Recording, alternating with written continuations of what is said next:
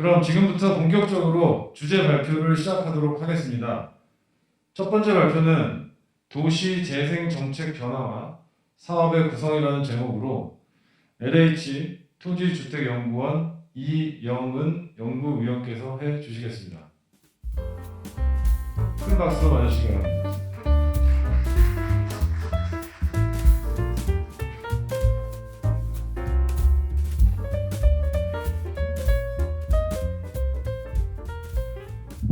안녕하십니까. LHI 이영은입니다. 만나서 반갑습니다.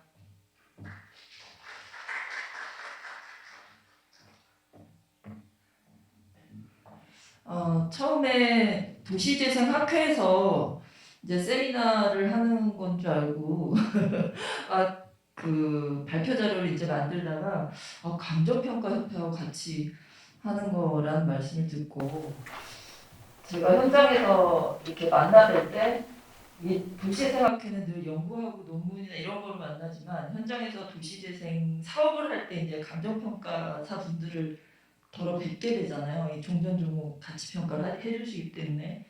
근데 이제 이런 학술 행사에서 이렇게 뵙기는 처음인 것 같습니다. 그래서 앞으로도 근데 그 도시재생을 하면 할수록 굉장히 밀접한 관련이 있는 주체이고 서로 상호 연결이 되고 영향을 줄 수 있는 그런 주제이기 때문에 앞으로도 계속 이런 활동들이 좀 됐으면 좋겠다 이런 생각을 하면서 발표 자료를 만들었습니다.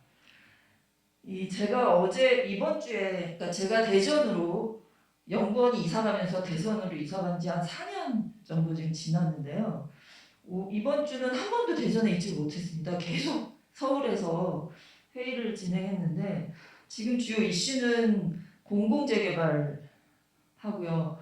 그리고 역세권 개발하고 중공업, 저층주거지 이렇게 네 가지 주제 다 도시재생 큰 틀에서 도시재생이라고 보이는 이제 그런 사업들을 이제 제도들을 어떻게 할 것인지 평가를 어떻게 할 것인지 이제 그런 활동을 하느라고 서울에 계속 있었는데 모든 사업에 감정평가 활동이 들어가더라고요. 예전 도시재생보다 더 많이 더 활발하게 도시재생 사업이 진행되기 위해서 길목길목에 감정평가를 하고 그 자산가치가 이제 왔다 갔다 하는 사업이다 보니까 그러한 부분들이 계속 도시재생 사업에 연결이 되고 어제는 회의 중에 어떤 분이 그러시더라고요. 어떤 논문에 감정평가 결과가 누가 의뢰하는가에 따라 평균 6% 정도 차이가 난다는 논문 결과도 있다. 이제 여기서 이 감정평가가 신뢰를 못 받으면 도시재생 사업 자체가 갈등의 나락으로 떨어질 수 있기 때문에 이 부분이 굉장히 신뢰성이 높은 공공성이 높은 그런 활동으로 감정평가가 돼야 된다. 이런 말씀을 민간에서 오신 이제 건설 대표님이 하시더라고요. 그래서 이게 도시재생하고는 정말 좀 밀접하겠구나 이런 말 오늘 내일 가면 이 말씀 꼭 드려야겠구나 이런 생각을 제가 어제 했었습니다. 그래서 어쨌든 도시재생 정책이 예전부터 지금까지 벌써 한 6년 7년 법 만들어지고 지났네요. 근데 그 과정들에서 어떻게 성격이 변화했고 사업은 어떤 식으로 조금씩 바뀌고 있는지 간략하게 좀 말씀드리고 지금 국토부와 도시재생 끌고 나가고 있는 이 분들이 어떤 과제들과 향후 어떤 방향으로 이 사업을 끌고 가고자 하는지 간략하게 말씀을 드리고자 합니다. 이번에 도시재생 뉴딜 선정을 위해서 이제 지방을 그 도시들을 이렇게 돌아다녔거든요. 근데 가보면 노후화가 정말 심각한 지방일수록 좀 더 심각한 것 같습니다. 근데 그 심각한 유형이 주로 유유지가 방치되어 있거나 그리고 공공시설이 방치되어 있는. 근데 이제 비어 있는데 바로 옆에 또 에코시설을 짓더라고요. 그러니까 이게 빈 채로 어떻게 정비를 하거나 다시 개조하거나 이러지는 못하고 새로 또 에코시설을 짓는 형태로 도시재생 사업계획서가 거의 대부분 이제 그렇게 나오고 있어서 지방 중소도시는 굉장히 인구가 줄어들고 있음에도 불구하고 사업계획은 거의 천편일률적으로 진행되고 있는 것들 이런 상황에서 이제 대상지를 선정하다 보니까 과연 이게 맞는 것인가라는 생각이 좀 많이 듭니다. 지방 소도시로 갈수록 좀 더 그런 것 같고요. 이 주거지에서 냉지 문제가 좀 심각한데 이제 대로변이나 북쪽의 도로를 면한 필지가 스스로 개발되는 걸 제외하고는 바로 뒤편부터는 완전히 냉지로 저렇게 어떻게 걸어서 들어갈 수만 있는 그런 냉지가 이제 주거지에 지금 여전히 많이 있고요. 또 하나는 노후 저층 공공주택이 어떻게 손 써볼 수 없는 굉장히 복잡한 이해관계를 갖고 있는데 굉장히 노후된 이런 한두 동짜리의 공동주택들이 지방에 산재해 있습니다. 이러한 것들을 어떻게 거점으로 정비해서 들어갈지 이제 이런 고민들을 지금 도시재생 주거지원령 쪽에서 좀 하고 있고요. 그리고 주거와 공장, 창고 이런 게 이제 막 혼재되어 있는 그런 주거지들이 굉장히 많아서 이 부분은 앵커 시설이나 사업을 넣기보다는 좀 정비하는 거 먼저 털어내는 거 먼저 해야 되는데 이제 그런 경우는 딱히 기금 지원이나 국비 지원 같은 게 확실히 되지는 못하잖아요. 아무래도 건설을 하는 쪽에 좀 지원이 좀 몰리기 때문에 저렇게 이게 혼재돼 있어서 정비가 먼저 돼야 되는 지역 이런 지역들을 어떻게 재생할 것인가라는 부분을 지금 굉장히 고민을 하고 있습니다. 현재 메뉴판 같은 형태로 도시재생의 단위 사업들을 쫙 나열해 놓은 이제 사업 실행 가이드 같은 책이 있는데 거기에 저런 혼재된 용도를 정비하고 털어내는 사업도 중요한 좀 지원이 가능한 중요한 사업을 넣자 이제 이런 이야기들을 하고 있는 상황입니다. 근데 그게 참 어려운 게 결국은 사적 자산에 대한 정비이기 때문에 그분이 움직이지 않는 한은 전혀 사업이 일어나기 어렵기 때문에 그냥 있는 정비해야 할 방치된 시설보다는 쓸 수 있는 땅 위주로 사업 계획을 이제 수립하는 그런 형태로 이제 진행되고 있는 것 같습니다. 그리고 지방도시에서 가장 극명하게 나타나는 것들은 이제 산업의 침체입니다. 그러니까 물론 주거지의 침체도 심각하지만 주요 산업 자체가 침체하면서 모든 그 주민들이 빠져나가 버리는 바로 인근의 큰 도시라던가 수도권으로 빠져나가 버리는 문제가 심각하고 저렇게 쇠퇴하는 경우는 감정평가 단계로 가기도 어려울 정도. 이게 사업 자체가 좀 매우 어려운 그런 상태로 도시재생 사업이 진행되는 곳도 상당히 많이 있습니다. 그래서 이러한 상황 속에서 이게 이제 제가 작년에 아니죠 올해 초에 돌아다니면서 올해 여름이었군요. 찍은 사진인데 2013년에 법 만들어지기 전에 찍은 사진하고 굉장히 유사하더라고요. 그러니까 도시재생을 했다고 하긴 열심히 했는데 약 7년 동안 근데 그 상황은 매우 유사하게 지금 굉장히 좋아졌다라고 하기는 물리적인 환경은 좀 그러기는 좀 어려운 상황인데요. 처음에 R&D를 통해서 도시재생법을 설계할 때 이러한 도시들의 문제를 어떻게 해소할까? 사업을 어떻게 구성해야 이 세태 문제를 해결할 수 있을까?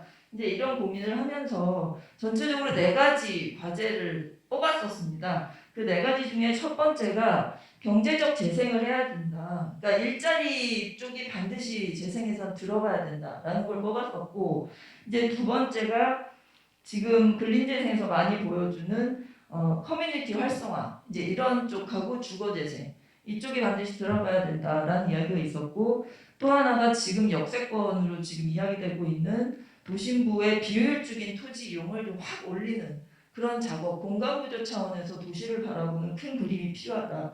이제 그런 것도 하나의 과제였고요. 마지막으로 4번째가 탄소 배출 저감에 취약한 도시 구조를 조금 더 친환경적으로 지속 가능하게 만드는 것을 도시재생해야 한다. 이게 크게 4가지 과제로 진행이 됐었는데 그 당시에도 이제 재생과 정비를 그럼 일단 통합해서 이게 실제로 돌아갈 수 있게 하자. 이제 이런 부분들은 이제 앞에 계신 김호철 교수님께서도 그 당시에 연구하시면서 많이 제안하셨던 과제인데 사실 그때 재생법과 정비법이 통합되지 못한 채로 굉장히 시도는 많이 했고 어려웠지만 정비법을 그대로 두고 재생법을 지원법 형태로 그냥 올리는 걸로 절충안 비슷하게 끝나서 재생법이 제정이 됐습니다. 그래서 현재 재생법의 모양이 나와 있고요.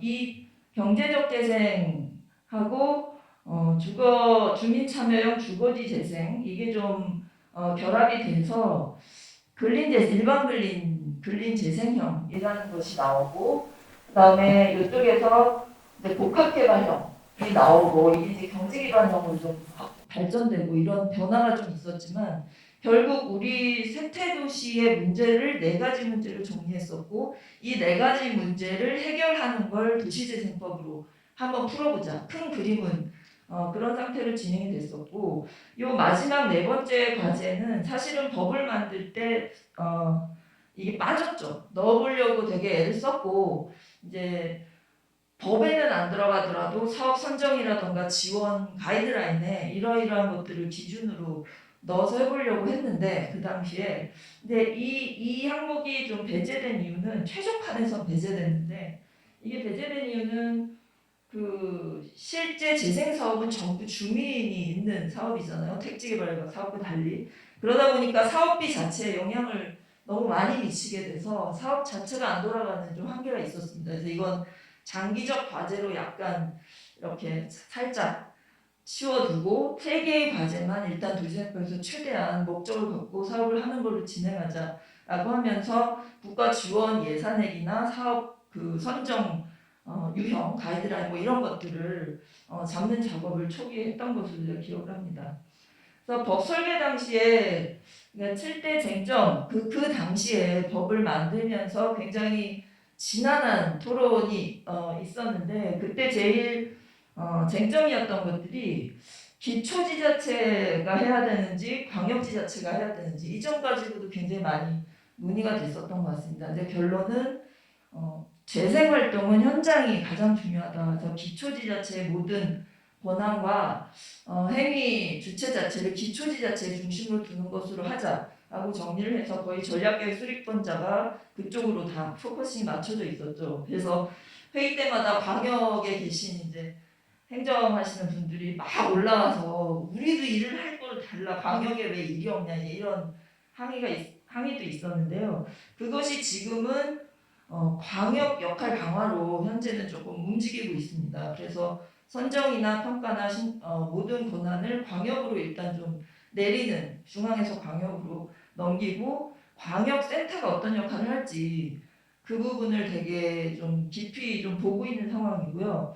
그리고 정비법과 재생법의 통합을 결국 못했는데 지금은 이것을 법 자체를 통합하기는 어렵다라는 건 이제 뭐 거의 기정사실화되어 있는 상황이고 여러 가지 현실적인 이유로 다만 현장에서 사업 방식으로 이거를 접목하는 이제 그런 현상들이 나타나고 있죠. 그러니까 그 주거환경 개선 사업과 재생을 엮어낸다던가 지금 공모해서 이렇게 진행하고 있죠. 그리고 총괄사업관리자가 들어가서 정비사업이나 개발사업을 같이 넣는다거나 혁신지구로 다시 들어가거나 이런 사업수단들을 재생 우산을 써서 지원금을 받으면서 개별 단위 사업으로 타고 들어갈 수 있게 법은 그대로 두되 현장에서 접합하는 방식으로 굉장히 다양하게 지금 시도하고 있고 잘 되고 있느냐라고 하면 이제 아직은 첫 발걸음 중이라 평가를 딱 내리긴 어렵지만 어쨌든 그런 새로운 시도들이 지금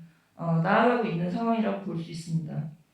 그리고 근린재생과 경제기반형을 두 가지 유형으로 나누는 것 자체도 과연 경제기반형 재생을 국토부에서 할 수 있는가라는 문제제기가 그 당시에도 상당히 많았고 필요하긴 한데 이것을 국토부 사업 그릇에 담는 게 맞는가 이제 이런 논의들이 상당히 많았는데 당시에 사실 쇠퇴한 도시들이 근린재생 위주로만 가면 근본적인 그 해답을 줄 수 없기 때문에 근린재생과 경제기반형 크게 두 가지로만 나누고 이것을 현장에 맞게 뽑았을 수 있게 하자 이제 그래서 두 가지로 정리가 됐죠. 근데 경제기반형 사업이 너무나 난이도가 높고 지금 뽑아놨으나 그것이 제대로 작동돼서 막 진행이 이제 잘 안 된다는 한계가 있기 때문에 이 경제기반형에 대해서 어떻게 이걸 실효성 있게 바꿀 것인가라는 연구가 정말 끊임없이 7, 8년 동안 진행이 되었던 것 같고요. 결국 민관 협력을 어떻게 끌어내서 이거 쇠퇴하는 곳을 어떻게 재생할 것인가라는 사업 구조를 다시 짜자라는 이야기들이 나오고 이제 그 맹아적 형태로 혁신지구가 들어왔습니다. 혁신지구가 경제 기반형에서 사업 자체가 한 발 한 발 나가지 않는 것들을 좀 지구 차원으로 전적인 시설 건설이 아니라 지구 면적인 사업으로 끌고 나가기 위해서 일단은 공공이 좀 먼저 주도하는 형태로 혁신지구라는 사업을 해서 강력한 사업 수단을 좀 넣어보자 라고 하면서 새롭게 혁신지구 도시재생 사업이라는 트랙이 하나 생겼습니다. 2019년에. 그래서 현재는 공공이 50% 이상의 지분을 갖고 있는 민간협력 주체까지만 열어놓은 상태이고요. 그래서 이 혁신지구가 조금 선도적으로 들어가면 그 전체의 도시의 재생의 활성화가 일어날 수 있는 그런 마중물, 사업 자체의 마중물 역할을 할 수 있도록 그렇게 희망하면서 사업을 좀 그리고 있고요. 그 다음에 계획 체계를 만들 때였는데 아시겠지만 전략계획과 활성화계획이라는 이중 계획 체계를 만들면서 도시재생의 가장 중요한 거는 먼 장거리의 목표를 두고 그 지자체의 전략을 뽑아내는 게 되게 중요하다고 생각했어요. 그래서 시장이 바뀌더라도 정치적 이해가 바뀌더라도 도시재생의 청사진은 그대로 유지될 수 있는 전략계획이 필요하고 그 내에서 핵심이 되는 활성화 지역에 대해서 사업 액션 플랜을 담는 활성화 계획을 수립하도록 하는 그 이원 구조로 계획 체계를 가는 것으로 설계를 해서 진행이 됐는데 하자마자 사업을 처음에 13개 선정해서 하자마자 야 계획 세우다 날 새겠다 이제 이런 이야기들이 나오기 시작했습니다.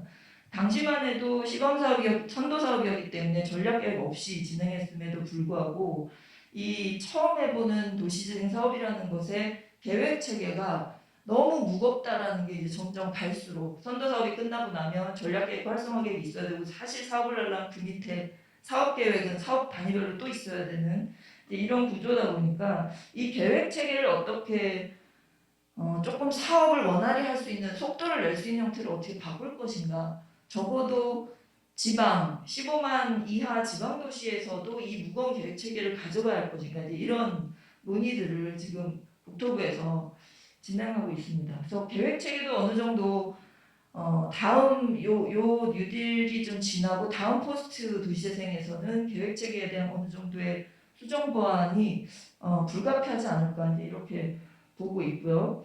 그다음에 당시에 지원센터 를 가장 핵심적인 주체로 봤었습니다. 도시재생이 되려면 지자체도 아니고 시행자도 아니고 지원센터가 살아남으면 이게 도시재생이 성공하는 거고 지원센터가 열렬해 버리면 이 사업은 망하는 거다. 거의 이런 식으로까지 생각하면서 지원센터가 가장 중요하고 여기서 도시재생 지원센터는 행정과 주민을 연결해주는 거버넌스의 축이면서 이후에 지속가능한 도시재생을 하기 위한 국가 지원이 끊어지더라도 지속가능한 도시재생을 할 수 있는 어떤 굉장히 경제력까지도 겸비한 주체로 성장할 것이다 라는 구도 하에 이제 CRC도 생각했었고 도시재생 회사도 생각했었고 이제 그러면서 만들었었지만 현재 시간이 지나고 나서 지원센터는 도시재생 회사가 되기가 어렵다라는 것이 이제 일반적으로 좀 검증이 된 것 같고요.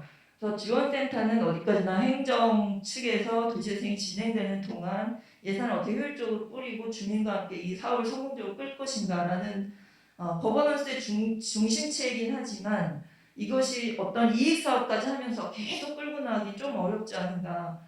그걸 하기 위한 주체가 누가 필요한가라는 것들을 지금 고민하면서 마련하는 작업들 하고 있고 이제 그런 연구 이제 이재호 교수님께서 지금 하고 계신 걸 제가 알고 있고요. 국토부에서도 다음 그러니까 국가 지원이 5년 이후에 끊어진 다음에 이 현장들 지금 400개의 현장인데 어떻게 지원하고 계속 운영할 것인가에 대해서 굉장히 진지한 고민을 하고 있는 것으로 알고 있습니다. 그 다음에는 이제 특위를 갈 것인가, 기존에 있는 위원회에서 이걸 할 것인가 이런 논의들도 좀 있었고, 그래서 굉장히 많은 7개의 논의가 있었고, 당시에 이 주제 하나하나 가지고 막 한 달 동안 밤새서 회의하고 막 이랬던 정치권도 하고 막 여러 분야와 같이 회의를 하고 학회도 회의하고 이랬었는데, 결국 이 7가지 쟁점이 현재 도시재생법의 개정들과 다 연결이 되면서 그 당시 문제의식들이 조금씩 현황에 맞게 조금씩 변화되고 수정되고 우리나라의 현실에 맞게 고쳐지는 지금 그런 작업들이 한 8년간 계속 되어 온 것 같습니다. 그래서 현재로서는 이 변화를 무엇으로 정리할 수 있는가라고 보면 결국은 사업 실행력을 강화하는 방향으로 어떻게 갈 것인가 이것이 굉장히 초점이 되는 것 같아요. 그러니까 도시재생 사업에 의해서 거버넌스가 전국적으로 많이 구축됐고 그것도 굉장히 큰 성과라고 저는 생각합니다. 그래서 예전만 해도 센터가 뭐야라고 했었는데 지금은 어디 가 센터는 있어야 된다라는 게 전국적으로 일단 공유돼 있고 그 상황에서 국가 예산을 따놓고도 못 쓰는 상황이 아니라 이걸 사업에 직접 하면서 국민 체감도를 높이는 방향이 무엇인가라고 하는 걸 계속 고민하다 보니까 도시재생법이 갖고 있지 않은 사업수단들이 이제 많이 들어가는 그런 형태로 도시재생 정책이 많이 변화되고 있고 그렇기에 더더욱이 모든 사업과 단위 사업과 이제 개수도 훨씬 늘어나고 지원액도 훨씬 늘어났으니까요. 그 길목 하나하나에 감정평가에 의한 그 관련된 이해 당사자들의 그 권리와 가치에 대한 평가 이것이 사업에 미치는 영향 이런 게 점점 커지고 있다. 저는 그런 생각이 듭니다. 물론 그 흐름이 옳으냐 그르냐에 대해서는 여전히 갑론을박이 굉장히 치열하게 벌어지고 있는 상황이고 도시재생이 과연 무엇인가에 대해서 상당히 많은 논쟁이 되고 있는 상황입니다. 이제 도시재생과 정비가 콜라보가 안 된다는 점이 결국 7년 동안 되면서 가장 좀 뼈아픈 한계였던 것 같습니다. 그러니까 100억이 들어왔다는데 우리 마을에 뭘 바뀐 걸 모르겠네? 이런 이야기들이 나오기 시작하는 거죠. 벽화 그리고 이제 벽화보다는 벽지를 바꿔달라. 이제 이런 이야기가 나오는 상황이 됐는데 이제 물론 공동체 활성화도 중요하지만 실질적으로 그 활동이 모이고 또 체감이 되는 정비 사업들이 좀 같이 재생해서 진행이 돼야 되는데 지금 실타 평가를 하거나 중간에 사업 평가를 하기 위해서 들어가 보면 이런 정비 사업이나 이런 거는 중간에 다 빠지게 됩니다. 왜냐하면 사실 사업이 너무 난이도 높고 힘들고 이것을 하기 위해서 굉장히 예산을 잡아놓고 못 쓰느니 차라리 사업을 바꾸고 조금 사업 집행이 쉬운 사업으로 바꾸는 게 훨씬 유리할 수도 있거든요. 지자체 입장에서는. 그러니까 계속적으로 진행되는 어쩌면 사업을 관리하는 상황에서는 난이도가 낮은 사업 위주로 진행되는 어쩌면 부작용이 있을 수 있기 때문에 이 재생에서 실질적으로 정비를 하는 수단을 좀 엮어내는 작업이 지금 반드시 필요하다. 이것은 많이 좀 공론화가 되어 있는 것 같고요. 지금 도시재생 뉴딜이 2017년에 문재인 정부와 같이 빵 터지고 막 기억나실 겁니다. 막 500개 마을 막 이런 얘기가 나왔는데 지금 벌써 제가 그때 500개가 되겠어 이랬는데 벌써 400개더라고요 지금. 그래서 지금은 그 도시재생 뉴딜 상처럼 더 나가서 한국판 그린 뉴딜이 좀 더 무게중심이 많이 이제 이동을 했고 그러면서 민간 투자, 그다음 디지털, 데이터, 일자리 이런 얘기들이 상당히 많이 나오다가 최근에 이제 지방 균형 발전까지도 좀 같이 좀 강조가 되면서 이 도시 재생이 그냥 일반 분리형이나 경제 기반형 이런 사업 유형 정도가 아니라 국가 정책적 차원에서 다뤄지는 형태로 많이 좀 바뀌는 이제 그런 지점에 있는 것 같습니다. 도시재 공모 사업의 선정 현황을 보면 제가 19년까지만 정리를 한 상태여서 근데 20년에 이제 11월 3일에 마지막으로 발표가 됐죠. 이제 또 한 번 있는데 거기까지 총 한 400여 개 정도가 지금 진행이 되고 있고 지금 사업은 크게 5가지 유형으로 선정을 합니다. 그래서 우리 동네 살리기형이 약 5만 제곱미터 이하 정도 되는 작은 규모의 사업이라면 그다음 주거지원형이 이제 주거지를 정비하기 위해서 도로나 골목을 정비하는 그런 형태, 또 주거지원형이 약 5만에서 10만, 그리고 일반 근린형, 중심시설형, 경제기반 이렇게 점점점 규모와 지원액이 좀 커지는 형태로 5개 유형으로 사업을 선정해서 지원하고 있습니다. 늘 나오죠. 이 5가지 유형이 정말 필요한가? 이거랑 이건 좀 비슷한 거 아닌가? 이런 이야기들이 있어서 그거에 대해서도 지금 좀 연구 중인 상황이고요. 그리고 또 하나 논란이 또 많이 되고 있고 지금 굉장히 강력하게 들어온 것이 이 5가지 트랙 외에 혁신지구 총괄사업관리자 인정사업이라는 3가지 트랙이 더 들어갑니다. 그래서 전체적으로 8개 사업을, 그러니까 8가지의 트랙으로 사업을 선정하고 있는 상황이고, 지금 우리 동네 살리기 주거지원형 일반관리형까지는 광역에서 선정하지만 그 나머지 5개의 유형 트랙은 중앙에서 다시 선정하는 것으로 어찌 보면 중앙의 선정이 조금 더 강화된 이제 그런 형태로 읽히기도 합니다. 근데 어쨌든 이 사업들이 좀 크고 공공이 좀 직접적으로 들어간 사업이다 보니까 이제 중앙에서 선정한 형태로 되고 있는데요. 이 8가지 유형으로 이렇게 지방에 내려가서 이걸 해보면 정말 어마어마한 경쟁과 난리통 속에서 이 선정할 때마다 막 한 업체가 막 일주일 만에 3개 그려내고 막 이러더라고요. 그래서 이 심사를 할 때 보면 숫자가 안 맞는 경우도 있고 이래서 너무 급하고 공모 경쟁으로 가다 보면 이게 좀 부작용들이 있어서 이거를 조금 더 제한 형태로 광역에 좀 광역에다가 그 규모에 맞게 지원금을 할당하고 거기서 좀 작정하는 방향으로 제한제 형태로 가는 건 어떤지 이제 이런 거에 대해서도 지금 큰 틀에서 이 방법을 어떻게 바꿀지 좀 논의 중인 상황입니다. 그래서 도시재생사업이 도대체 어떻게 생긴 건가를 보기 위해서 제가 5가지 유형으로 유형을 하나씩 갖고 나와봤는데요. 이제 우리 동네 살리기 형은 되게 작은 사업이고요. 거의 대부분 뭐 앵커 시설 들어가고 이제 마을 인프라 닦고 이제 이런 정도의 사업이라고 보시면 될 것 같고요.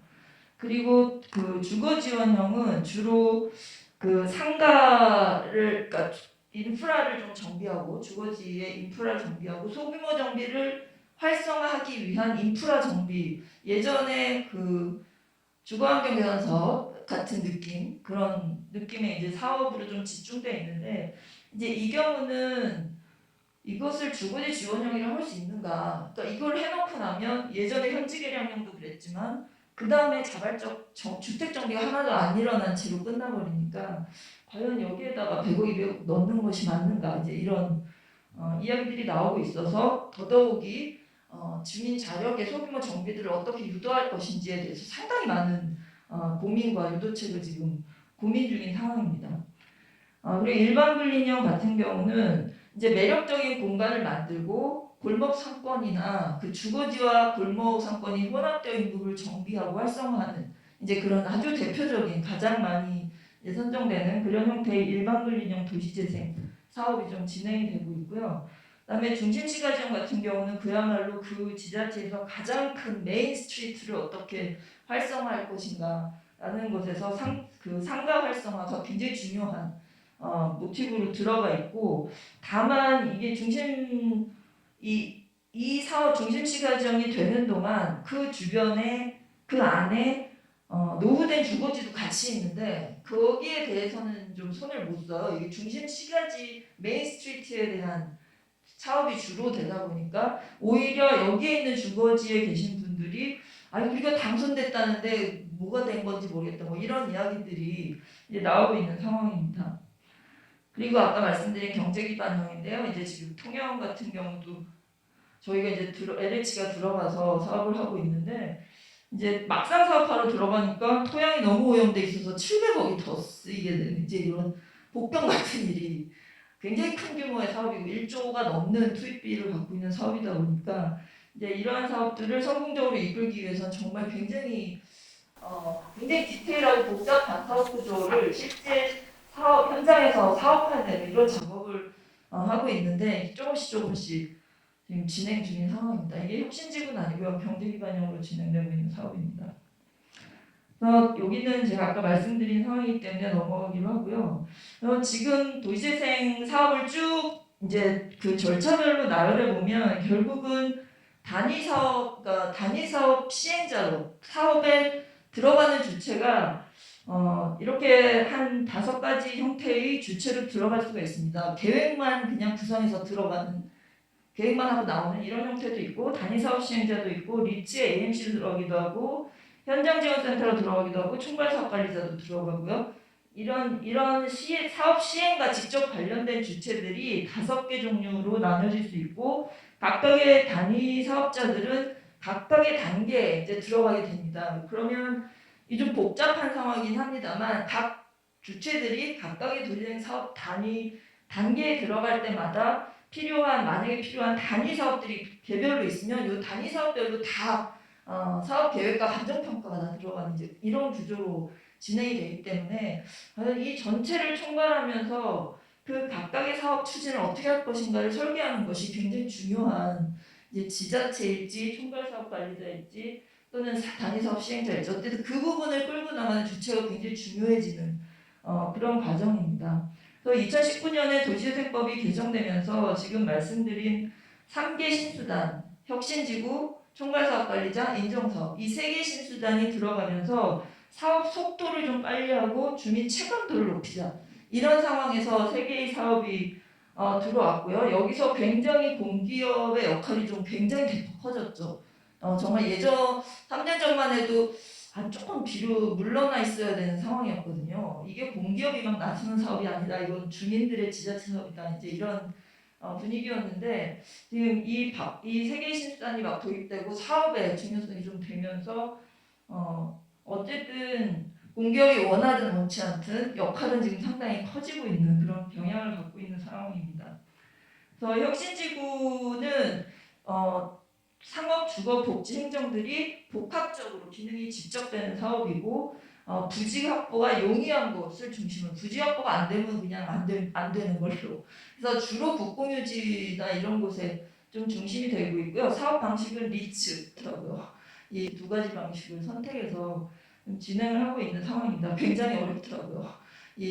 저희 사업부서와 이제 이야기를 하면 이게 참 어려운 것 같습니다. 이게 아까 보셨지만 쇠퇴한 곳에 들어가다 보니까 사업적인 매력도가 좀 떨어지고 종전과 종후 가치의 차이가 그닥 많이 나지 않는 상황에서 이걸 민관 협력을 끌고 나가다 보니까 굉장히 어려운 구조를 갖는 사업인 것 같고요.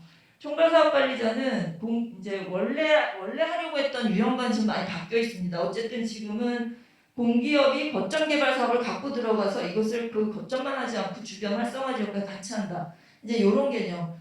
예전 같으면 전체를 아우르면서 거점 사업을 한다였는데 지금 법은 어쨌든 공공이 개발 사업을 갖고 들어가는 게 사실은 가장 중요하고 그 이유는 사업을 실행하는 실행력을 제고하면서 주민들과 바로 소통할 수 있는 이런 구조로 사업을 만들기 때문에 총괄사업관리자가 들어가고 있고요. 총괄사업관리자가 좀 한계가 많긴 합니다만은 재생과 정비를 가장 적극적으로 현장에서 좀 믹스해 볼 수 있는 그런 수단으로 지금 생각하고 이걸 어떻게 좀 적극적으로 끌어낼 것인가를 고민 중인 상황입니다. 그리고 인정사업입니다. 인정사업은 정말 작은 어떤 시설 하나를 넣는 거거나 앵커 시설, SO 시설 하나 넣는 것 이제 이런 점적인 사업을 의미합니다. 제가 이 사업 사례를 잠깐씩 갖고 왔는데 결국은 총괄사업관리자나 인정사업이나 혁신지구는 기존의 5개 유형의 도시재생 사업보다 훨씬 속도가 빠르고 공기업의 역할이 좀 커졌다고 볼 수 있고요. 특히나 총괄사업관리자 같은 경우는 이제 공기업이 굉장히 주도적으로 지역 활성화를 위해서 역할을 해야 하는데 아직 그게 이제 딱 선정되고 나면 지자체와 총괄사업관리자가 약간 갈등이 시작되더라고요. 이거 다 해주기로 한 거 아니야? 또는 이건 해줘야 이걸 하지. 약간 이런 역할 부분에 있어서 좀 명확하지 않은 면이 있어서 이 부분에 대해서 정리하는 필요가 있고요. 다음 혁신지구와 인정사업은 굉장히 좀 활발하게 필요한 경우에 진행되고 있고 혁신지구는 굉장히 또 등치가 좀 크고 무거운 사업이다 보니까 어쨌든 조금씩 지금 진행되고 있는 상황입니다. 마지막으로 이 도시재생 사업에서 지금 여러 가지 과제들을 제시하고 있는데 지속 가능한 유동 과제 첫 번째는 이제 새로운 주거지 정비를 어떻게 할 것인가에 대한 고민들이 있습니다. 그래서 재생과 정비를 아우르되 공공이 먼저 좀 들어가서 거점을 먼저 해내고 여기서 주차장이나 순환임대형을 밀집해서 좀 밀도를 올려서 지어주면 주변에 자율주택 정비 사업을 할 때 주차장 공사비나 필요한 부대시설 공사비를 공공거점에서 좀 받아주면 주변의 자율주택 정비나 가로주택 정비에 주민 분담비를 좀 낮춰주는 이런 형태로 진행을 하자라는 개념의 사업이고요. 그러다 보니까 그럼 이걸 어떻게 밀도를 좀 높여주거나 또는 규제를 완화할 것인가에 대해서 여러 가지 뭐 특별건축구역이니 지구단위 계획이니 여러 가지 수단들을 지금 논의하고 있는 상황입니다. 만약 이것이 가능하다면 작은 자율주택 정비나 가로주택 정비들을 조금 활성화할 수 있는 그래서 도시재생 사업 자체가 굉장히 활성화될 수 있지 않을까 주거지에서도 네, 이런 희망을 갖고 있고요. 두 번째 과제는 시설 공급보다 운영 관리가 되게 중요한데 아직 그 부분이 명확히 누가 어떻게 무엇으로 할 것인가가 명확치 않아서 이거에 대한 좀 준비가 필요한 것 같고요. 세 번째는 이제 저탄소 스마트 재생을 위해서 지금도 하고 있긴 합니다만 이것이 진짜 지역에 필요한 수단으로 될 수 있도록 구성을 다시 하고 좀 선정하는 이런 작업들이 지금 진행되고 있고 그다음에 이게 사람이 하는 일인데 지방에 가면 사람이 너무 없고 들어가는 주요 플레이어들 간에도 역할 부분이 정확히 되지 않아서 이것을 어떻게 좀 여하에 잘 해낼 것인가라는 부분을 지금 고민 중입니다. 이렇게 네 가지 큰 주제로 향후 포스트 도시재생이라고 할까요? 이후 도시재생 이제 500개까지 100개 남았는데 이 도시재생이 어떻게 주민들이 정말 체감하면서 국가 그 재정이 그냥 쓰이는 것이 아니라 정말 주민들의 삶을 향상하는 데 좀 쓰일 수 있는 효율적인 재정 수단이 될 수 있도록 도시재생 사업을 좀 설계하는 것이 지금 과제인 것 같습니다. 네, 이상으로 발표를 마치겠습니다. 감사합니다.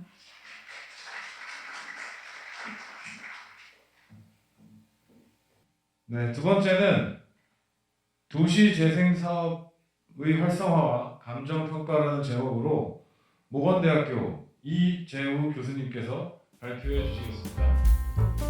큰 박수로 부탁해 주십시오.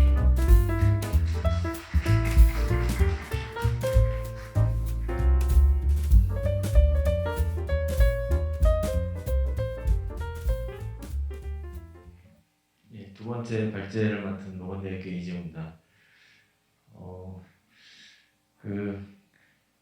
일전에는 그 감정평가사 협회하고 2013년 정도였던 것 같습니다. 그때 도시재생 특별법이 제정되면서 어쨌든 이런 도시 부동산 분야에 도시재생에 대한 관심이 굉장히 뜨거웠었죠.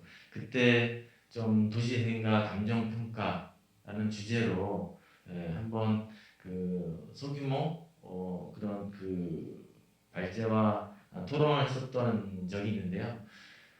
앞서 이제 이영원 박사님께서 말씀 주셨지만 도시재생 사업의 제도화와 도시재생 사업이 도시재생 기간을 통해서 추진이 되고 그런 와중에 현재 400개 정도의 사업지가 생기지만 잘 아시는 것처럼 이런 물적 사업이라고 하는 것이 바로 시행이 되는 것이 아니라 대상 지역에 대한 그 사업 계획, 활성화 계획, 그다음에 단위 사업의 구체화, 그런 과정의 추진, 그런 시행 과정에서 사실 또 그 지역의 주민이나 그 여러 이해관계자 사이 어떤 그런 이해 조정 과정이 있어서 사실 저는 부동산이나 감정 평가 쪽에도 워낙 관심이 있고 아시는 분들은 아시지만 제가 이제 우리 감정평가연구원, 부동산 연구원의 전신이죠. 감정평가연구원에 오랜 기간 있다가 학교로 가서 사실 그 도시재생 분야에서도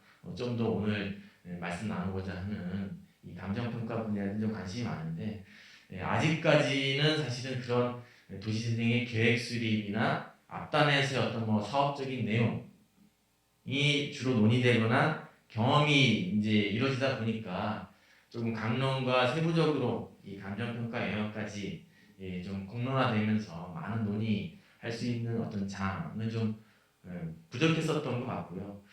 그럼에도 불구하고 제가 개인적으로 접하기는 도시재생과 감정평가는 떨어져 있는 것도 아니고 이미 현장에서 너무 많이 접하고 있고요. 이미 우리 감정평가 업계 평가사 분들도 굉장히 많은 평가를 하고 계시죠. 다만 이제 전통적인 감정평가 어떤 그런 시장과 다르게 조금 새롭게 확대될 수 있는 감정평가 어벽이나 또 다른 역할이 무엇인가 뭐 이런 것에 좀 관심이 많으실 것 같습니다.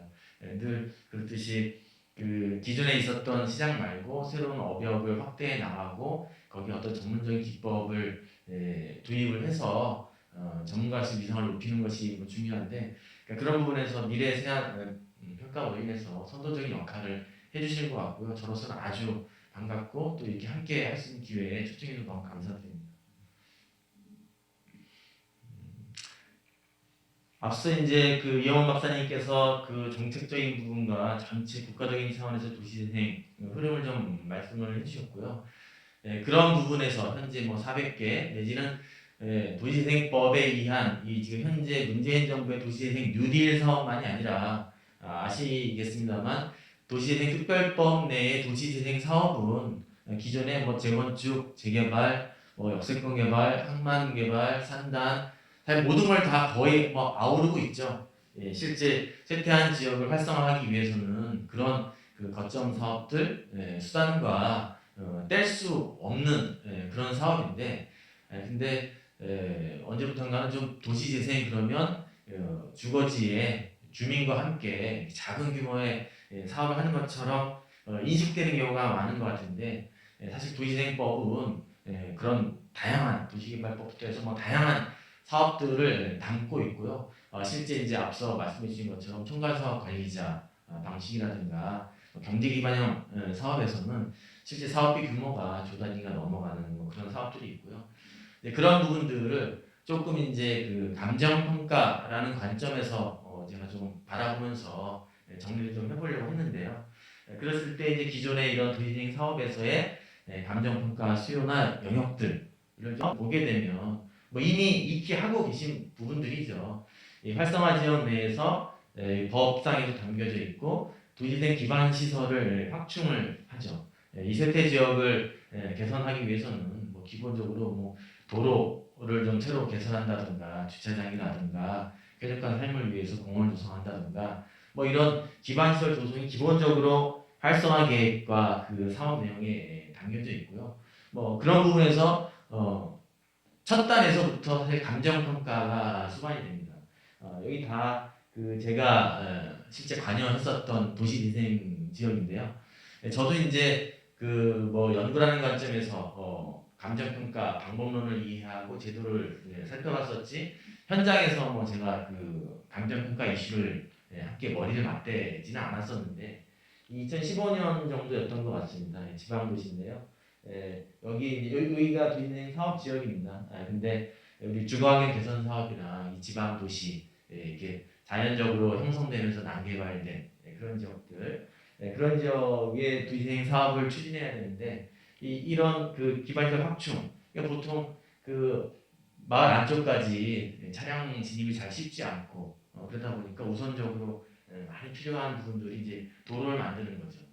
근데 도시계획 시설로 결정해서 크게 사업하는 것이 아니라 지방에서 이제 이런 소규모 마을도로 같은 걸 개선하는 뭐 그런 상황이었는데요. 그럼에도 불구하고 사업비는 몇십억 정도 됐었는데 필지가 한 12~13개 필지 정도밖에 안 됐던 걸로 기억합니다. 근데 주거환경 개선 사업지 우리 쉽게 생각할 수 있는 것처럼 국유지, 뭐 시유지 이런 지역에 30년, 40년 전에 이렇게 무허가 집들이 자연 발생적으로 형성이 되고 양성화되고 뭐 그랬던 지역인데 여기 이제 도로를 내기 위해서 확보해야 되는 거죠.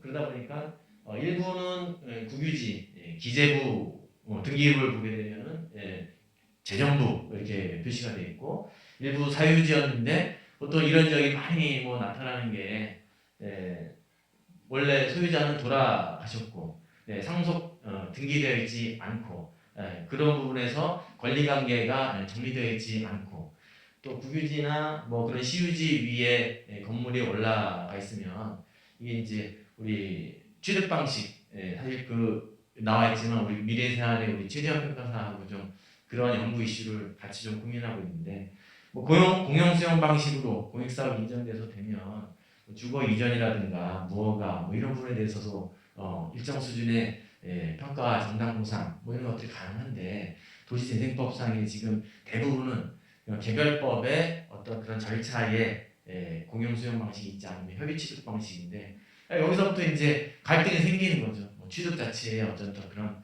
그 보상의 문제부터 해서요.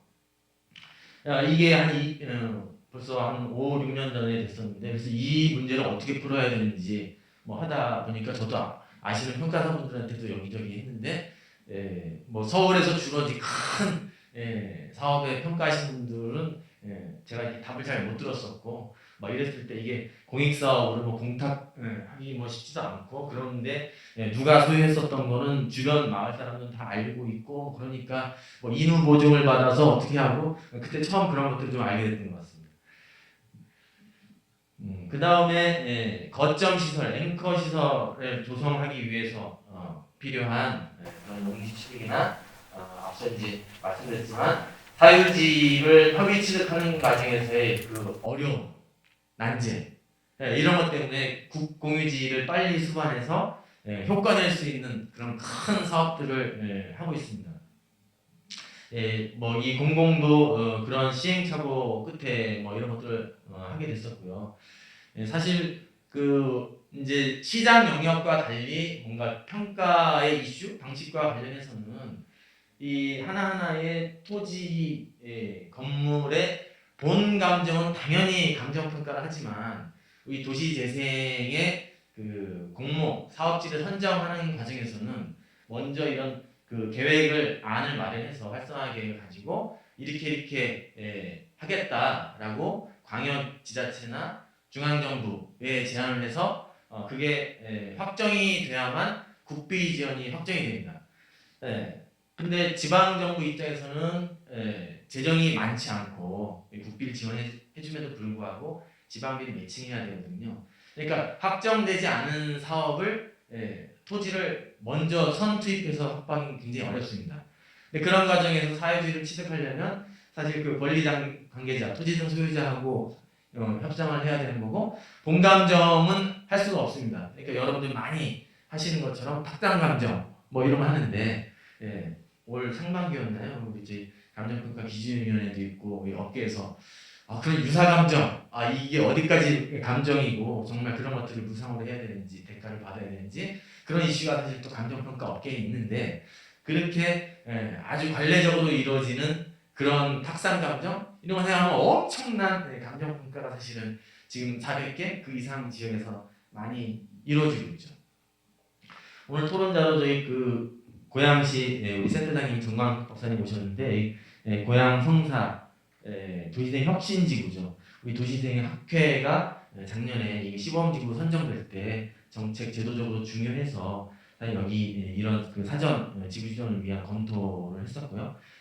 여기 사업비가 한 3천억 정도 되나요? 지금 제가 정확히 기억을 못 하는데요. 그런 부분에서는 공기업이 참여하고 어떤 그런 그 리츠 구조를 통해서 하는 부분들이 있고요.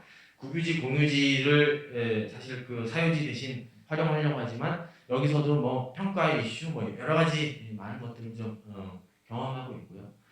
여기도 마찬가지로 제가 또 경험했었던 뭐 지역입니다. 근데 도시재생 지역 아까 그 유형을 보게 되면 이제 원도심의 상권, 그 쇠퇴하는 상권을 살리는 뭐 그런 부분들이 빼놓지 못할 뭐 그런 이슈들인데, 오랫동안 비어 있는 그런 유휴 공간들이고, 뭐 밑에는 영업 점포 활동을 하지만 뭐 그런 빈집뿐만 아니라 유휴한 공실, 빈점포 뭐 이런 부분들이 많은데, 사실은 이런 부분도 그 지자체랑 사업을 추진해 가는 과정에서는 이게 뭐 저기 그 재건축 재개발이랑 거의 같다고 생각되기 때문에 이런 사업 계획은 그냥 공공이 여기를 하겠다고 될 일이 절대 아니고 실제 여기 그 상가의 소유자들, 그다음에 세입 점포자들, 그분들이 또 현재 계신 분이 있고 계시지 않은 분이 있고 세입자로만 계신 분이 있고 자가가 있고 자가하면서 영업하는 분이 있고 다 이해관계가 다른데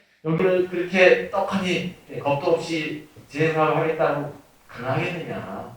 그러한 협의 검토 과정 속에서 진행해야 된다고 얘기해도 사실 아직까지 지금 이제 많이 좀 퍼져나갔지만 좀 앞단에 참여하고 있는 분들은 이런 이슈에 대한 것을 시행착오 끝에 겪고 있죠. 그러니까 그런 부분에서는 평가에서도 또 더 어려운 부분이지만 그 영업 보상, 휴업, 폐업, 간접 보상 이런 이슈들이 있고 실제 여기도 보통 한 30년, 40년 전에 조성된 건물은 보면은 그 건축물 대장도 없고 등기가 잘 안 돼 있거나 이런 경우는 태반입니다. 그런 부분에서 이제 그런 것들을 양성화하면서 보상, 정리하는 이슈들이 굉장히 좀 많이 있고요.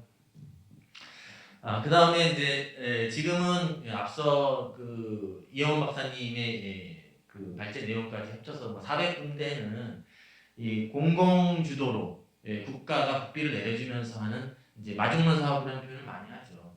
하지만 그 전국의 쇠퇴한 지역들, 인구, 사업체, 물리적인 환경이 안 좋아서 쇠퇴 지역이다, 활성화 지역을 지정할 수 있는 데가 전국의 읍면동 단위로 60%가 넘는다고 하는데요. 그런 부분들을 다 공공재정으로 사업을 할 수는 없지 않습니까? 말 그대로 이렇게 국비 공공재정을 하되 그것이 촉발돼서 새로운 민간 투자나 민간의 지원에 의해서 돌아가야 되는 거죠. 그러니까 그런 부분에서는 아직 그 활성화되고 있지는 않지만 그럼에도 불구하고 여러분들이 잘 아시는 그 예전에 주택기금이 이제 주택도시기금으로 변환됐고 그것은 도시재생 사업이 더 원활하게 민간의 어떤 참여와 지원이 가능하도록 큰 틀의 변화가 있었던 것들이죠. 그런 부분에서는 재개발 재건축은 이미 오래전부터 돼 있던 부분이죠. 그러니까 그런 부분에서 재건축, 재개발, 또 그 뉴타운 재정비 촉진 사업 이런 것들이 있고 지금 빈집 소규모법 도시재생의 어떤 그런 흐름 속에서 자율주택 정비 사업, 가로주택 정비 사업 같은 이제 소규모 앞서 이야기 나눴던 것처럼 단동이나 지방에 이렇게 의무관리 단지가 안 되는 150세대 미만의 그런 사실은 쇠퇴한 뭔가 재건축이 가능하다면 해야 될 그런 부분들이 굉장히 많이 있죠. 그러니까 이런 부분에서의 평가 수요는 기본적으로 계속 있고 더 나아가서는 그 서울 수도권의 깨끗한 재건축 단지와 달리 이렇게 열악한 지역의 국공유지 권리 관계가 복잡하다 보니까 그 안에 이제 여러 가지 기반 시설의 어떤 무상 양수 양도 여러 가지 또 세부적인 좀 평가 이슈들이 좀 있는 것 같고요. 그러니까 그런 부분에서 이제 그 현재 그 정부 주택도시기금 허그가 주로 심사 지원 역할을 하고 있는 도시재생 지원 기금입니다. 그 중에서 이제 수요자 중심형, 지금 소규모로 도시재생 씨앗융자라고 하는데요. 코워킹 스페이스라고 하다가 좀 용어 어려우니까 요즘에 그 협업 공간이라고 하는데 업무, 문화, 교육 이런 그 지역 근린 단위에서 여러 가지 용도를 건물에 복합할 수 있는 그런 걸 할 때 이제 저리로 융자를 해주는 그런 상품들이고요. 상가 리모델링, 그다음에 생활 SOC, 교육이라든가 생활 서비스, 공공 서비스, 체육 시설, 보육 시설 이런 것들인데 그런 것들을 요즘에는 이제 복합화해서 하나의 건물에 좀 많이 하려고 하죠. 그런 것들이 촉진될 수 있도록 또 융자 상품이 있고요. 창업시설 조성, 다양한 것들이 현재 그 금융 지원 상품들이 있고요. 그다음에 소규모 주택 정비 사업, 그래서 자율주택, 또 가로주택 정비 이런 것들이 재건축, 재개발 사업도 어렵지만 사실 소규모 사업은 더더욱 어려워서 이런 부분들이 원활하게 지원될 수 있도록 민간의 사업자, 토지 사업주들을 지원하기 위한 기금 융자 상품이 있습니다. 그 다음에 노후 산단 재생, 사실 그 경제 기반형 이야기가 좀 나왔지만 사실 우리 동네 살리기에 50억, 중심시가지에 200억, 지방에 그런 정도 규모 해가지고 정말 인구가 늘거나 사람 수요를 끄집어 들거나 그래서 변화를 가져올 수 있겠어? 라고 하는 현실적인 회의감이나 부정적인 시각들이 있지 않습니까? 그러니까 그런 부분들은 지금 1차, 2차 산업, 3차 산업을 넘어서 이제 4차 산업을 이야기를 하고 있는데 사실 그런 지역 경제와 연관된 그래서 새로운 어떤 그 산업 구조와 연결된 기업의 유치 그렇게 해서 어떤 일자리와 소득 기반을 마련하는 것이 중요하고 그런 부분에서는 어쨌든 각 지역에 있는 산단에 기존의 전통 뿌리 산업일 수 있지만 그런 것들 어떻게 기업을 강화하고 신사를 육성할 거냐 그런 것들을 지원하기 위한 도시재생 차원에서는 복합 개발이 될 수도 있고 거기에 그런 종사자들 산단 종사자들의 어떤 뭐 복지 부대 내지는 뭐 혁신 공간 뭐 이런 것들을 조성하기 위한 그런 재생 지원 융자 프로그램이 있습니다. 더 나아가서 이제 그 앞서 뭐 통영의 사례나 그 고향의 사례처럼 그런 그 도시재생 혁신 지구 이런 것들을 하기 위해서는 파급력이 큰 그래서 익히 기존에 알고 있는 뭐 도시 내에 이루어지는 그런 복합 개발 사업, 뭐 PF 사업이랑 뭐 똑같다고 볼 수 있는 거죠.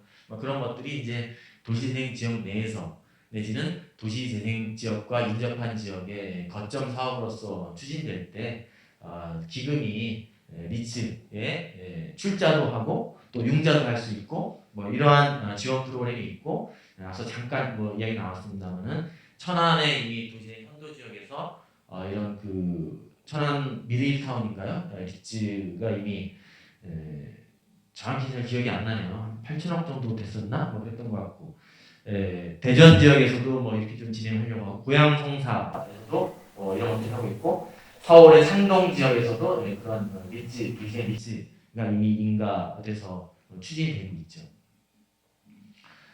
그 다음에 주택도시기금 모태펀드입니다. 우리 기금 상품과 관련된 이제 감정평가 내용 좀 뒤에 좀 말씀 나눌 수 있을 것 같고요. 사실 아직 뭐 규모는 굉장히 작고 뭐 이런 부분들이 얼마나 뭐 커 나갈지 저도 조금 아직은 뭐 봐야 될 것 같긴 한데요. 이 도시재생 지역 내에 결국 이제 일자리를 만들고 뭔가 활동할 수 있는 주체 그런데 조성되는 지역의 어떤 공간 내지는 활성화 프로그램 뭐 이런 사업들을 계속 키워나갈 수 있는 그런 스타트업 뭐 그런 도시재생 생태계를 구축하고자 하는 목표로 국토부가 모태펀드에 출자를 해서 지금 1차 1호 펀드가 조성이 됐고 이번 주에 발표됐습니다. 혹시 관심 있으신 분들 보셨는지 모르겠는데요. 저도 사실은 지난주에 여기 가서 그 자펀드 선정하는데 좀 평가를 했었는데 여기서 이렇게 스타트업을 육성하고 그런 것들을 다시 어떻게 회수할 건가 이런 부분에서는 이런 그 자펀드 운영사 입장에서는 그런 그 발전 가능성이 있는 전통적인 감정평가 영역은 아니지만 우리 감정평가 영역이 잘 아시는 것처럼 무형자산 평가에서부터 기업자산, 기업가치 평가, 비상장 주식, 다양한 평가 영역들이 있지 않습니까? 그러니까 이런 데서는 보면 그렇게 스타트업이 어떤 그 성장을 하게 되고 M&A나 IPO로 연결되는 그런 과정에서의 어떤 기업 가치나 여러 가지 평가의 이슈 영역들이 또 새롭게 현재는 좀 나오고 있는 것 같습니다. 아주 큰 시장 규모는 아니지만요. 그래서 이러한 그 다양한 그 금융 지원 과정에서는 기본적으로 지원을 위해서는 허브 기금도 담보가액을 추정을 하고 담보가액 확정을 해서 사실 그 기금 지원을 의사결정하기 때문에 자연적으로 이런 평가가 수반이 되고 있는 상황들이고요. 말씀드렸던 것처럼 일반적인 개발 부동산에 대한 평가, 정비 사업에 대한 여러 가지. 근데 전통적인 평가만이 아니라 조금 이제 우리 평가의 그런 업무 실적에서는 그런 것들을 투자 컨설팅 이렇게 조금 분류하시는 것 같더라고요. 일반적인 실물 평가 아닌 사실 이제 그런 자금 조달 계획이나 타당성 분석이라든가 리츠 구조와 관련된 지금 회계법이라든가 조금 다른 영역에서 많이 활동하고 있는 그런 부분에 사실 그 수요도 많이 있고요. 그래서 그 기금 지원에 대해서 일반 융자뿐만 아니라 출자형 상품들이 많이 있기 때문에 이런 부분에서는 현재 저도 교류하는 분들은 그런 정비사업 전문 관리하시는 분들이나 회계법인 쪽하고 하는데 사실은 감정평가 법인에서 충분히 하실 수 있는 부분이라고 생각이 들고요. 이게 이제 그 올해 8월 기준으로 이런 그 정부의 주택도시 기금의 실적입니다. 보시기에 어떠실지 모르겠는데 예전에는 사실 지원 실적이 되게 부족했다고 생각했는데요. 1, 2년 전에 비하면 그래도 복합개발형 9천억 또 수요자 중심형 소규모 주택정비사업 굉장히 많은 그래도 성장세를 보이고 있고요. 보시는 것처럼 절대 규모가 아직까지 이렇게 폭발적이라고 볼 수는 없지만 실제 복합개발형 중심이었던 것이 뭐 수요자 중심이라든가 그다음에 뭐 그런 그 소규모 주택 정비 사업까지 확산이 되고 있는 뭐 그런 상황들이고요. 아직까지는 뭐 이러한 이제 이게 공공의 지원 사업이 아니라 민간 참여에 의해서 돌아가는 사업이다 보니까 도시 재생임에도 불구하고 시장성이 있는 지역 위주로 이제 이런 인자가 이루어지다 보니까 비중을 보게 되면 서울, 경기, 인천 이런 쪽이 좀 비중이 아직은 많은 편인데 그럼에도 불구하고 도시재생 이제 누진 사업이나 공공 사업들이 지방 전국에 이제 각각 이루어지고 있기 때문에 그런 부분에서 이제 비중이 아직 크진 않지만 실제 이런 기금의 수요 활용은 지방 도시까지 골고루 좀 확산이 되리라 보고요. 그 중에 이제 하나 그 앞으로 좀 더 그 고부가가치의 어떤 그런 감정평가 영역이라고 볼 수도 있고 복합적일 수도 있는 그런 구조화 금융을 활용한 도시재생 사업과 평가에 대한 부분인 것 같습니다. 우리 소규모 주택 정비, 가로주택 정비 뭐 이런 것들은 실제 그 사업성이 없어서 재원 조달이 좀 어렵죠. 보통 이런 그 파이낸스 재원 조달 구조가 이 담보를 받아서 하고 그 다음에 분양형으로 할 때 선분양을 해서 분양으로 조달을 하고 매각하고 그런 구조인데 이런 쇠퇴 지역에서의 이루어지는 뭐 소규모 건축이든 아니면 뭐 가로주택 정비 사업이든 그런 부분에서는 이제 이런 그 분양성 아니면 그런 그 매각 확실성 뭐 이런 것들이 없다 보니까 초기 단계에서부터 이제 그 사업이 잘 이루어지지 못하는 거죠. 그러니까 이런 것들을 도시 재생에서는 소규모 사업을 먼저 거기서 조성되는 그런 물적 공간, 분양되는 대상을 이런 금융 구조화를 통한 도시재생 리츠에서 먼저 선매입으로 받아주는 뭐 그런 방식이 되겠습니다. 그래서 이것도 우리 도시재생 학회가 국토부 또 LH와 함께 했었던 내용들이고요. 말씀드렸던 것처럼 도시재생 현장에서는 이렇게 뭐 10세대, 20세대 내지는 뭐 50세대 이렇게 소규모로 산재한 사업장, 정비가 필요한 사업장들이 많은데 단위 사업으로는 사업 진행이 굉장히 어렵죠. 사업자 입장에서도 그런 것들을 이 리츠, 그러니까 비익을 만들어서 돈이 좀 안 되는 사업장이 있지만 돈이 되는 사업장을 연결하고 각 단위 사업에서 실제 분양 형태, 선 임대 형태로 재원 조달이 어려운 거를 매입 지원을 하면서 앞단의 사업이 진행될 수 있도록 하는 거에 기금이 출자도 하고 융자도 하고 여기에 이제 LH 같은 공기업과 민간 투자가 일어나는 부분이 되겠고요. 그렇게 조성되는 공간은 다시 또 임대 운영이 돼야 되는 그런 시장 영역들이 있습니다. 뭐 이런 부분에서 굉장히 또 많은 그 역할 부분들이 필요하고요. 개념적으로 보게 되면 이런 것들이 이제 소규모, 뭐 그게 상가가 될 수도 있고 자율주택 정비가 될 수도 있고 가로주택 정비가 될 수 있을 텐데 뭐 이런 부분들을 이렇게 금융 구조화를 통해서 선 매입하면서 사업의 재원 조달을 물꼬를 터주고 실제 재생이 일어날 수 있도록 해주고 조성되는 공간을 뭔가 공공 목적이나 지역 목적에 맞춰서 할 수 있도록 기금의 어떤 출자 융자 상품들이 있고요. 이것은 그 2017년에 선정된 그래서 전국에 있는 그런 소규모 주택 정비 사업의 실제 대상지를 이런 리츠 구조화를 통해서 가능한지 사업성이 어떻게 되는지 어떤 제도 개선이 필요한지를 봤었던 부분이고요. 이런 과정에서 평가도 수반되고 그래서 사실 또 우리 평가업계에 계신 연구진이 같이 참여해서 이 사업을 좀 진행을 했었고요. 가능성을 충분히 확인했었던 뭐 그런 내용이고 그래서 이런 부분에서도 살펴보게 되면 이 앞단에 민간 주행 사업에서 소규모 사업을 할 때의 재원 과정에서는 그런 거 담보 융자 이런 부분들이 있고요. 정비 사업이 있다면 재개발 재건축에 대한 평가 수요가 있을 거고요. 그 다음에 거래하는 과정에서는 또 일반 거래 평가가 발생할 거고요. 기금이 출자를 하거나 융자할 때는 기금 차원에서의 담보 평가라든가 출자 심사는 뭐 현물 출자에 대한 이 평가도 있고 사업 타당성, 재무 구조에 대한 컨설팅 차원의 수요도 있는 것이고요. 뒷단으로 조성된 공간은 다시 또 뭐 임대료에 대한 책정, 평가 뭐 이런 것들이 필요하고요.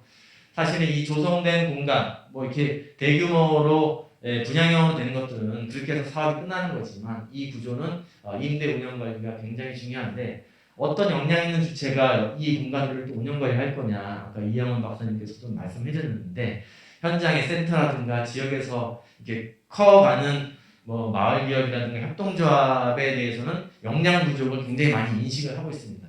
그런 부분에서 이제 오늘 뭐 많이 설명드리긴 어렵지만 국토부가 이제 고민하고 있는 이슈 중에 하나는 개수는 많지 않더라도 이렇게 뭐 토지 매입, 사업 분석, 시행, 운영 관리 이런 것들을 좀 토탈로 지역에서 할 수 있는 역량 있는 주체, 뭐 도시재생회사, 뭐 지역재생회사 이런 명칭을 좀 쓰고 있는데요. 이제 우리만이 아니라 실제 뭐 일본이나 선진국에서 그런 주체들이 육성이 되고 있다라고 하는데 여기는 아직까지 지금 좀 명확지 않은 사각지대는 누가 할 것이냐 그런 부분에서는 이제 감정평가법인에서도 관심을 가질 수 있는 영역이라고 보고요. 지금 말씀드렸던 이런 도시재생 공간 지원 리츠가 단순히 개념적인 것이 아니라 이미 서울 SH공사에서 첫 번째 1호 도시재생 공간 리츠를 출시를 해서 현재 그 공모 그 안내가 다 나갔고 사업자를 모집 중입니다. 1,800억인가요? 그렇죠. 1,800억 정도로 이렇게 해서 도시재생 서울의 활성화 지역에 조성되는 그런 물적 사업에 대해서 선매입을 해주는 그런 도시재생 리츠가 나와 있는 상황입니다. 그래서 말씀드렸지만 전통적인 실물 평가 영역은 이미 평가업계 평가사분들이 익히 많이 하시고 있다. 저는 뭐 그렇게 생각을 하고 있습니다. 그런데 이제 이런 부분에서 공공 주도로 했었던 것은 이제 그 이후에 뒷단에 아까 이야기 나왔던 것처럼 정부도 그렇고 지자체도 그렇고 굉장히 고민이 많습니다. 그래서 민간의 투자 어떻게 그런 것이 촉발될 것이냐 그런 부분에서는 뭐 기금을 비롯한 이 금융과 이 사업 방식들이 필요한데 거기서는 어쨌든 자산에 대한 평가에서부터 재원 조달의 평가가 엄청나게 뭐 수반이 되고 있는 뭐 그런 상황들이고요. 아까 이제 그런 혁신지구, 경제기반형, 공간지원 리츠 뭐 이런 새로운 구조화를 통해서 도시재생의 어떤 활성화를 도모하려고 하는 것들이 개수가 많은 것은 아니지만 그 사업비 총사업비 규모가 보통 몇천억 단위 조를 넘어가는 경우도 많고 그런 부분에서는 실물에 대한 평가만이 아니라 어떤 전문가로서의 그런 이 사업 구조를 짜고 컨설팅을 하고 재무 분석을 하고 하는 부분에서의 역할들이 좀 많이 있지 않을까 뭐 그런 생각이 들고요.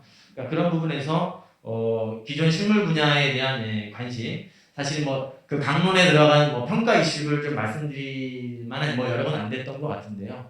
아까 뭐 재개발 같은 경우 뭐 종전 종자산뿐만 아니라 그런 뭐 영업 보상에 대한 뭐 이슈라든가 좀 더 뭐 들어가기 시작하면 도시재생에서는 뭐 그런 그 역사 문화 자산에 대한 어떤 중요함을 강조하는데 평가 방식으로 보면은 굉장히 역사적인 가치, 문화적인 가치가 있다라고 굉장히 중요하게 얘기하지만 현장에서 이런 것들을 취득하는 과정에서는 원가법으로 취득하다 보니까 뭐 이 취득이 어렵고 이 평가 이슈들이 굉장히 많습니다. 아까 그런 뭐 결합 개발이나 이런 거 하다 보면 그런 것들을 잘 아시는 것처럼 뭐 용적률 가치 그런 것들을 평가해가지고 거래하고 뭐 이런 외국의 사례들도 많이 있는데 뭐 이런 부분들을 제도가 마련이 된 이후에 어떤 뭐 참여하기보다는 오히려 이런 도시재생 이슈와 시장의 수요가 워낙 많다 보니까 감정평가 업계에서 이런 어떤 그런 그 고도의 기법, 평가 기법 뭐 이런 것들을 선제적으로 검토하고 난맥을 풀어서 오히려 새롭게 도시재생 시장의 영역을